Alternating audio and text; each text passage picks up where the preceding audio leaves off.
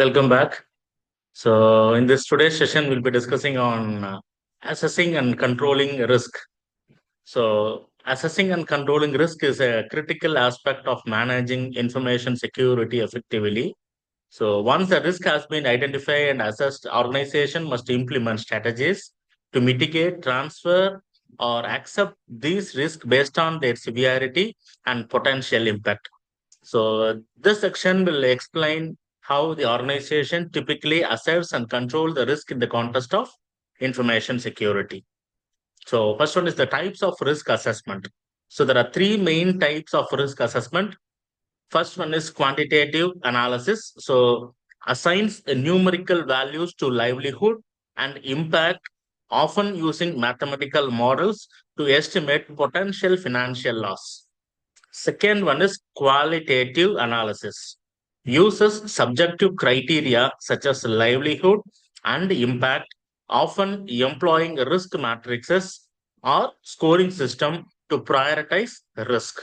And third one is threat modeling, a semantic approach to identify and analyze the potential threats to systems or applications, helping a design effectively security controls. And we'll see one by one what is quantitative and qualitative analysis.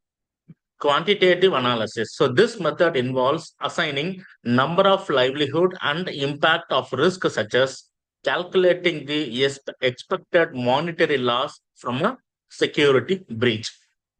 And coming to the qualitative analysis, so this approach relies on expert judgment and risk matrices to categorize uh, risk as a low, medium, or high based on a subjective criteria. It is useful when precise data is unavailable. As an example, a financial institution uses a quantitative analysis to estimate the cost of a potential data breach, while a small business might be a qualitative analysis to prioritize risk based on experience. So next one would be the third type would be the threat modeling. So this threat modeling is a structured process to identify and analyze the threats to a system or application. It helps organization to understand how attackers might exploit the vulnerabilities and enables them to design an appropriate security controls. As a real-time example, a software development team uses a threat modeling to identify potential attack vectors in a new mobile app before it is being launched. And next comes the types of risk controls. So there are four main types of risk controls. First one is preventive controls. Second one is deductive control. Third one is corrective controls. Fourth one is compensating controls. When you say it is a preventing control, aim to prevent security incidents. As an example, access control, encryption, firewalls, security training, all called preventive controls. Coming to deductive controls, focus on deducting incidents that have occurred. Example, security monitoring, log analysis, intrusion detection system. Third one, corrective controls. Response to and mitigate the impact of incidents. As an example, incident response plan, backups, system restoration. And last one, compensation control. It's provide an alternate security when primary control are not feasible or effective. And next, one by one, we'll discuss preventive control. So these are proactive measures designed to stop the security incident before they happen. Like example for this include like a strong password, firewall, regular security and awareness training. All these comes under this. Next one is detective control. This helps to identify and alert organization to the security incident after they occur. As an example, include intrusion detection system, security monitoring, and log analysis. Like as I already said an example, a company uses a firewall to block unauthorized access. We call it as a preventive measure, and an intrusion detection system to alert a staff about the suspicious activity. We call it as the detective controls. And next comes the corrective and compensating controls. So when we call it as a correcting control, these measures are implemented after an incident to limit the damage and restore a normal operations. As an example, include incident response plan, data backup and recovery, and system restoration. Coming to the compensation control, these are alternative control when primary controls are not possible or effective. Okay, so they add an extra layer to the protection or address specific risk. As an example, if a company cannot implement a multi-factor authentication due to technical constraints, it might increase the monitoring and require more frequent changes as a compensating controls. So the next one is risk treatment strategies.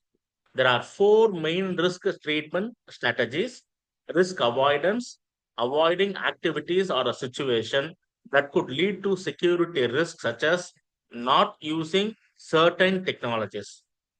Second one, risk reduction, implementing control to reduce the livelihood or the risk impact, such as regular software updates and employee training.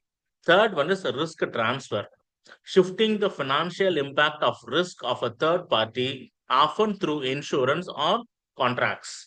Fourth one is risk acceptance, acknowledging the existence of a risk and accepting potential consequences without further mitigation, usually for low impact risk.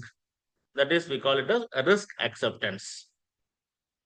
And we'll see one by one. Risk avoidance. Okay, this involves a steering clear of activities to or technologies that could introduce unacceptable risk.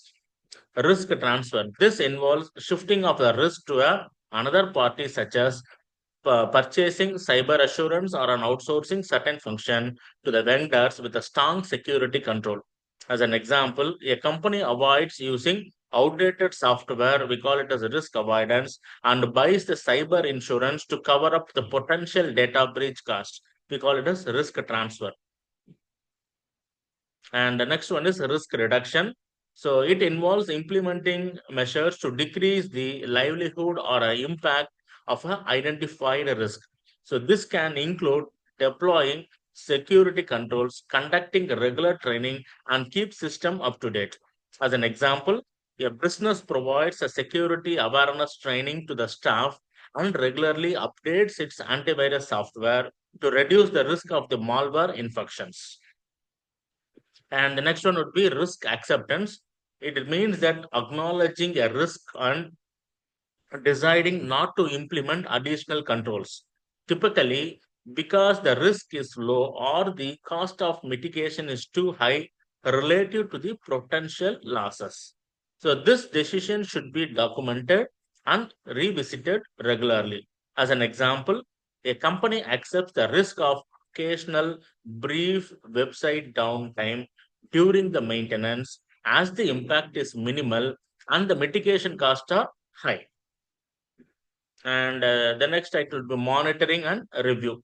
After implementing the risk controls, organization must continuously monitor and review their effectiveness.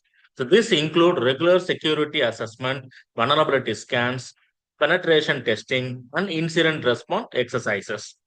Monitoring help identify new risks, detect incidents, and ensure controls remain effective.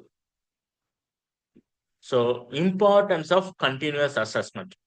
By assessing the risk and implementing appropriate controls and treatment strategy, organization can effectively manage information security risk and reduce their livelihood and the impact of the incidents. However, it is essential to continuously monitor and review these measures to adapt to the evolving threats and vulnerabilities. So, as a summary, assessing and controlling the risk involves a combination of analysis, prioritization, and the implementation of layered controls. Organization should use a mix of preventive, deductive, corrective, and compensating controls to address these risks. So, risk treatment strategies, avoidance, reduction, transfer, and acceptance should be chosen based on the organization risk appetite and resources. So, continuous monitoring and regular reviews are the vital to ensure ongoing protection as the threats and technologies evolve. As a real world example, a financial institution regularly updates its risk management strategy, conducts quarterly security audits, and adapts its control based on a new cyber threats and regularity changes. So this is one of the best example for this assessment. Okay. Thank you. We'll meet you in another new topic. Thank you.